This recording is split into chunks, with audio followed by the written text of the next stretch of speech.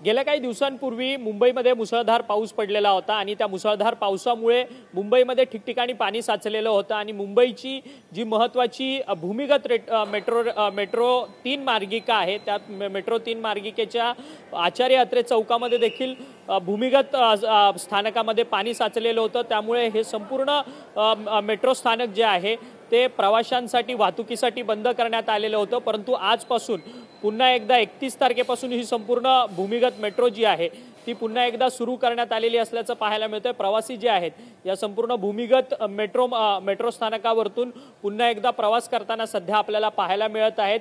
वरळीच्या आचार्य अत्रे चौकापासून ते JVLR पर्यंत जाण्याकरता ही संपूर्ण मेट्रो 3 ॲक्वालाईन जी आहे ती सध्या कार्यरत असल्याचं आपल्याला पाहायला मिळतंय। परंतु मेट्रोमध्ये पाणी शिरल्यामुळे खरं तर अनेक टीका ज्या आहेत त्या राजकारण्यांकडून करण्यात आलेल्या होत्या, परंतु आता मात्र पूर्ण काही सुरळीत झालेला आहे आणि प्रवाशांचा जो आहे तो मेट्रो 3 ॲक्वालाईनमधनं सध्या सुरू झालेला असल्याचा आपल्याला पाहायला मिळतंय। व्हिडिओ जर्नलिस्ट चरण मार्गमसह अक्षय मंगणे, TV9 मराठी, मुंबई।